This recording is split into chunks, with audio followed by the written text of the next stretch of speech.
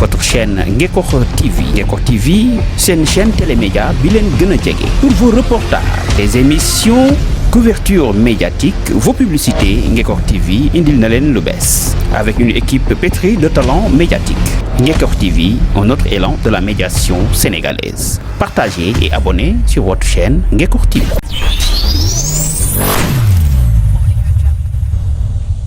waaw maa ngi leen di nuyu di leen jaajëfal Ngekor TV di wax machallah taxawaay bi rafet na ñu ngi leen di suivre tey nag di bés bu rëy ci campagne électorale yi ñu mës a démarré ci Kama Ngekor muy présidentielle muy locale muy législative bii yoon dafa am loo xam ne mooy fulla mooy fayda noonu la ñu taxawee ensemble pour mën a yëkkateendoo tegandoo soo waxee ne ñun ñoom bu jëm monté comité électoral dafa fekk ne nag ñun dafa am nu ñuy doxee du ñuy nas à côté du maire Pape Songo Diouf ba nga xam ne bés bu ñu taxawee pour monter comité électoral bi benn membre de la coalition Benno Bokk Yaakaar wala benn membre de la grande majorité présidentielle du manqué loolu moo tax ñu teey def ndànk di waxtaan suñu biir du jokkoo ak kilifa yi ci département bi ak kilifa yi tamit ci kaw may le député maire Pape Songo Diouf moom tam mu dox li mu war a dox ba yàlla suturaal ñu tey ñun ñëpp ñu toog nag nekk benn kenn manqué wul ci coalition bi stratégie la ndam bu rëy la te dama ciy félicité bu baax l'honorable député maire Pape Songo Diouf parce que biñ ko nee jógal mu jóg rek te fekk ànd ceeg xelam wala bokk ay nitam ay àndandoom démb ñi ko ngemb ñi nga xam ne ñoom lay yendondoo ñoom lay fanaanoondoo duñ ci yebu nañ ca yebu war a yeboo su boobaa jóg bi du dem na nga xam noonu la war a demee li ñuy wax naan assurer les meilleures chances de succès à la mobilisation de l'électorat de Ngekor ci loolu lañ nekkoon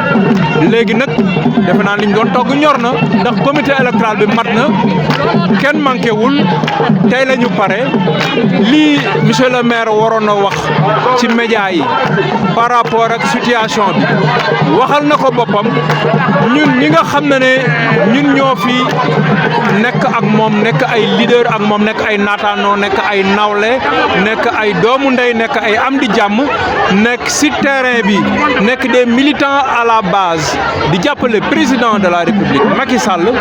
ñun ñëpp ànd nañ ci ak moom ànd nañ ci ak askanu Ngekor pour que ñu mën a dugg ci campagne bi de plein pied avec force wax ak jigéen ñi gis nga jataay bi ni mu demee dafa ala daw me chapeau à l'honorable député Pape Songo Diouf ci mobilisation bi mais gis ngeen aussi la jeunesse ak les moins jeunes donc ñëpp a ngi fi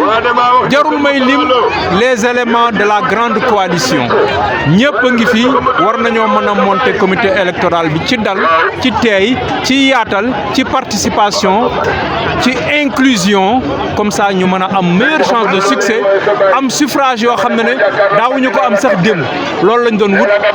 ñu ngi ci yoon bi macha allah. gis nañu ko kon nag Talla yow tey da ngaa am loo bëgg noo gisee xew-xew bi nga xam ne kilifa gi da ko woote daar nii. waaw alhamdulilahi rabbil alamin rek di sant yàlla ndax lii fierté Ngekor la président su wooyee honorable député maire Pape Songo Diouf mu recevoir ko loolu Ngekor gépp lañ ci war a kontaan ndax loolu dafay wane ni rek maire jàmbaar la day liggéey dëkk bi liggéey bu mucc ayib tey dëkk bi bëgg ko kon kooku Ngekor ci boppam dañ koy tiitaroo kon kooku président da koy soxla saa su ne moo tax bi mbir mi amee ci njàmbaarteem ak fullaam ak faydaam dañuy tekk wolof Diané dafa am ndox dañuy boo nee tekk wan na yoon kon tekk jooju mënoon tekk lii mooy yoon wi ndax tey président recevoir na ko son excellence monsieur Macky Sall dolli ko ay wax dolli ko ay jëf ni ko wàcce ci terrain bi nga liggéeyal ma te it am nañ njortu ak yàqin ni su wàccee ci terrain bi fii Ngexoox mooy maire de la commune de Ngexoox kon kooku wane na ci moom terrain bi moo ko moom te it loolu da ko fay jëf wane ko fi ñun nag ñoo ngi ci ginnaawam tey ba suba li fu mu jëm lañ jëm fu mu jëmuñu fa ndaxte loolu man soo gisee ma jël engagement boobu def ko man Ngexoox moo ma ñor du honorable député maire Pape Sonko Diouf moo ma ñor mais nag sama ànd ak moom dafay defar Ngexoox ci li koy jëmale kanam toujours ci lay xëy ci lay gontu luy avancé Ngexoox kon loolu moo tax ma ànd ak moom Bachir di remercier télé bi di ñaan yàlla tamit yàlla na ko yàlla yokk parce que lii dafa am solo ci gox ndax dina tax média bi ñëpp mën cee jot ca loolu dafa am solo asalaamaaleykum wa rahmatullahi taala wa barakaatu.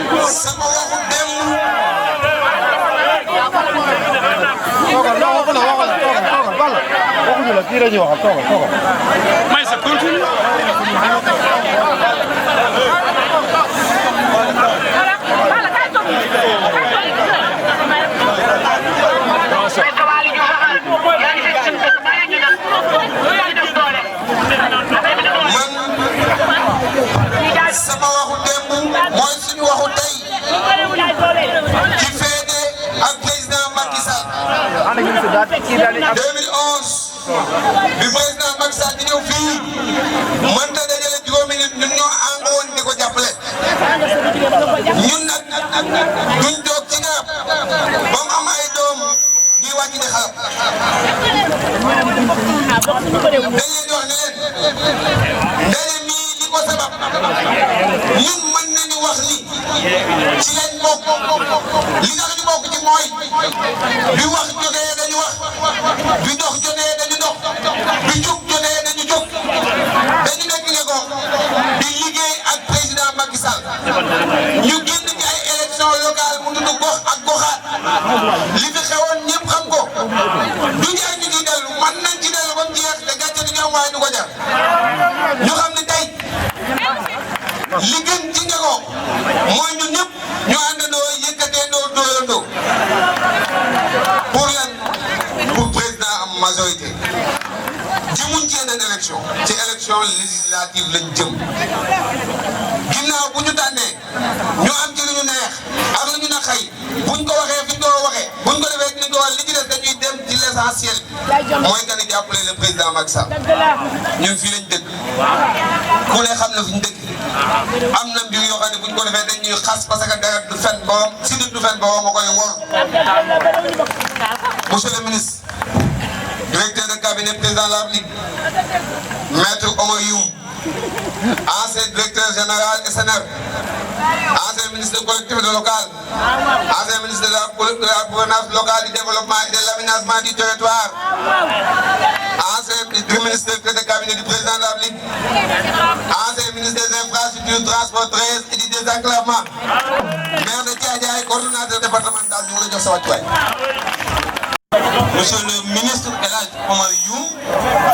di nuyu le président du conseil départemental monsieur Saliou Samb ak toute la délégation départementale ñu ngi nuyu kenn dañuy bañ a lim di tëb kenn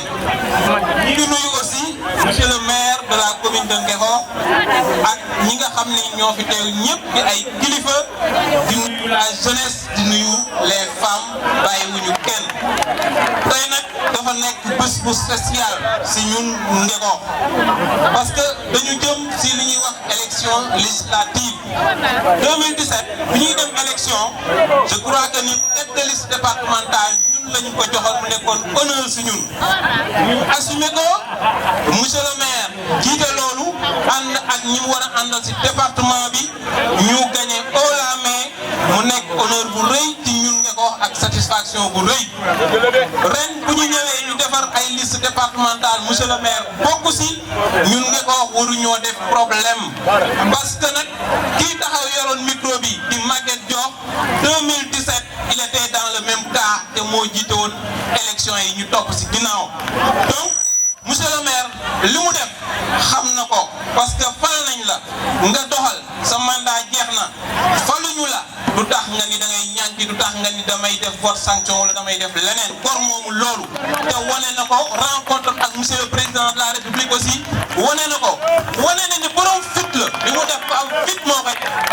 je peux politicien amul fit bu def li Pape Diouf def il l'a fait il l'a assumé ñun nge ko retombé yi ngi commencé di ñëw may wax leen am nañ sas nag am nañ sas 2014 ba léegi musuñu perte élection à Ngeko benn bureau de vote lañ mus a perte te je crois que écart bi pour 5 voix la benn bureau de vote lañ mus a perte 2014 ba léegi ren suñu gañewul on dira que c'est parce que Pape Diouf n'est pas investi moo tax ñun ñu war a investir suñu bopp ci élection yi ñafe ko fexe ba gagné pour wane ni Pape Diouf ma nga fa mu nekkoon beneen bi mooy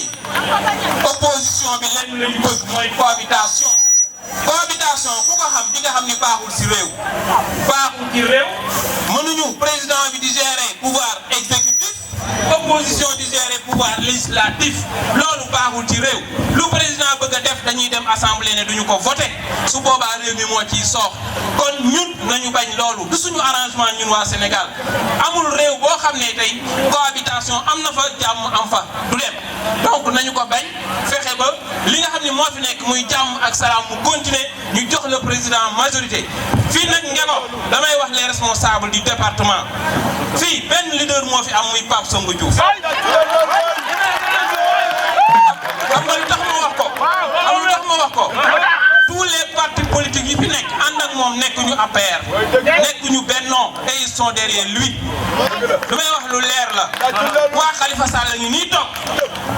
te ñu ngi ci biir coalition bi di ko jàppale bokkuñu Benno PDS am na fi bokkuñu Benno ak ñeneen ñoo ngi fi bokkuñu Benno n'est-ce pas kon ki nga xam ne mooy le leader incontestable et incontesté c'est monsieur Pape Songo Diouf ñun nag Bara wax na ko dinañ ko jàppale parce que xam nañ ko jàppale ko mooy jàppale suñu commune mooy jàppale suñu dëkk lu mu am Ngeko moo ko gënal lu mu wuti Ngeko la koy andi demul Dakar fanaan n'est-ce pas kon ñun on fera tout pour que ñu gagner au soir du 31 Ngeko gagner ko nam ko daan gagner ñu xam ne kat la nekkoon fii moo ngi fi ba tey dara jógu fi malgré que investir wuñu suñu leader Pape Songo Diouf loolu mooy kaddu yi ñuy baalu ñëpp ak di wax ne nag na ñëpp xam ni campagne bi commencé na demain ñoo ngi ci terrain bi ku xëy rek nga fekk ñu ta voilà maa ngi leen nuyu di la sant di la jox sa wàccuwaay di nuyu sama chef bi sama jëkkaat Alaaji Omar di nuyu Saliou ba loolu weesoo may nuyu sama nawle jigéen yi muy Maguette Ndour honorable député Khady Youm Louis Koko maa ngi leen nuyu di leen sant di leen jox seen wàccuwaay ba loolu weesoo nag mais sant sama mbokki jigéen ñi ñëpp di leen jaajëfal ma xamal ne la Alaaji Omar Youm soo tëddee nelawal fii nga ko ñun jigéen ñi takku nañu duñu dala sangu duñu dal dara dinañu baatal campagne ànd ak la maire Pape Diouf pour nga am ndax inch'Allah rabbi parce que nag buñ ko defee loolu moo war buñ ko defee loolu moo war Alaaji Omar Youm dañ ñoo jàppale biir jàppale ñu biti kon dama ne nit ku la jàppale danga koo war a jàppale te ñun nag dañoo war a fay naa ko xorom sax mooy jàppale la inch'Allah rabbi président am assemblée nationale majorité bu soobee yàlla dégg nga maa ngi sant ñëpp di gërëm ñëpp wa salaam. asalaamaaleykum mbooloo mi ñuy sant yàlla di julli ci Yonent bi sallallahu alayhi wa sallam di sant suñuy waajur di sant nag honorable député mi nga xam ne tey jii moom lañu yàlla booleel ba ñu mën lii di sant nag sama naataangooy jigéen ñi nga xam ne su ma taxawee ba am ci fit tey ba ñu ko wax rek yàlla ak yow daal ñu ma leen di delloo nag nit ko loo xam ne am na fu mu commencé mais amul fu mu yem parce que li ñuy wax dégg dégg naa fi sànq ñu ne honorable député wootewul campagne ak ay dëkk ndax ñun bu yeboo ñu ne dégg ci ngoon nañ léegi ndax nit bu fekkee da nga nekk ak moom sawar ci ay mbiram loolu bëgg ko loolu doo ko yemale dara ñu kontaan nag lool ci campement Ngekoox ndax campement Ngekoox kenn amul seen pay ndax dañoo fekk seen doom muy honorable député Papa Songo Diouf ñun du ñu mës a jot ci honorable député ndax dañ ko xas a tàmm ba pare Papa Songo Diouf di nit ku baax honorable député di nit ku bëgg ñëpp honorable député di ku reconnaître ñëpp honorable député di xam ñëpp kon dama ni campement Ngekoox delloo la gudd nañu ko sax dañuy doon ndax loo si am rek bokk ko bokk ñuy sant nag bu baax baara bi nañ ma tudd du mën a gàtt may nuyu nag sama naataangooy jigéen ñi xam ne ñoom ñëpp ku ci nekk mën na maa jàpp waaye dama koy gàttal rek ndax lu fi baax rek yéen ñu leen di ñaanal nag te dox ne tàllal nañ leen suñu loxo fu ngeen ñu ne guddi fu ngeen ne ba teg ñu bëccëg ñuy nuyu nag suñu càmmiñ suñu xarit muy Omar Youm Omar ñu dañoo bokk ñaari yoon dañoo bokk ca waa kër Baye Omar Youm bokk ca Yandey Diouf bokk ci kër Baye Omar Youm kon dama ni dañ ne ndaw la guddul ko xar ne yoon dongal waaye dama yow ñëpp nga bokkal ñu dina sant dina gërëm dina ñaanal nag yal na ko yàlla yeggal te mu jig la may ñaanal nag ñoom Maguette Ba ku fi ne xam naa sa tur du nuyu nag sama xarit sama doomu ndey sama rakk muy premier adjoint maire muy na koy sekk jàpp na waaye dinaa ko tudd du nuyu nag ma ne macha allah am na loolu ñun bu ñu taxawee fi bay xay yàlla ak yéen sant nañu gërëm nañu kontaan nañu wërtement sama rakk sama xarit sama chéri ma seen fi sànq nag sama xarit sama doomu ndey sama rakk muy Fassène Diop yal nañu yàlla fa teg li duuf ci ndab nag ëddu ci cin bi waaye nañ ko def ba beneen nuyu naa ñëpp muy nuyu Saliou Samb sama xarit sama rakk. léegi dama doon leeral dama ne ba ma demee ci président moo ko ne woon jox ma poste mu jox ma poste mais Ngekoox jooy na centre de santé Ngekoox jooy na stade Ngekoox jooy na tali ndox mi réglé na la jëres nag mooy defar tali te loolu yëpp président wax dama dina ko defar waaye ma ne gars yi fi nekk di bal bi leppi ñoom mënuñoo defar 1 mètre goudron yéen wan leen ngeen gis kon nit ñi dama ne am leen ful ak fayda goo xam ne ku leen campagne xam nga lu ñuy campagne Pape Diouf bokkul ci député yi kon Pape Diouf bokkutul loolu la ñuy campagne wax leen ne Pape Diouf député bi ñoru ko Ngekoox moo ko ñor te lampadaire ki mu may fàttali nee na Ngekoox président joxe na instruction dana leen may 300 lampadaires dana leen ko def ay solaire loolu président ko wax ba mu koy toog am nay seede audience bi lu tax ñëpp demuñu dama daf ma bett dama xëy rek mu ne ma ñëwal Dakar ñu wax fi ma toogoon di añ ak sama gars yooyu ñoo jógandoo ñun leen la gunge ba nu yeggee ki nga xam ne awasi Omar yu ma ko woo nee ko gars yi ngi dem defe naa ñëw na mu ngi jëm wala ñëwul ana awasi Omar yu moo ko woo ne awasi na ànd ak yow ñëw ba muy ñëw itam fekk ñi la yëg ko tubular yëg ko ñëw lii moo leen yóbbu mais audience bu ñuy dem Maguette Ba demul Woltimar demul waa APR yi demul Badou demul xamal ne audience boobu bett nañu bëri moo tax bu kenn mer ci audience bi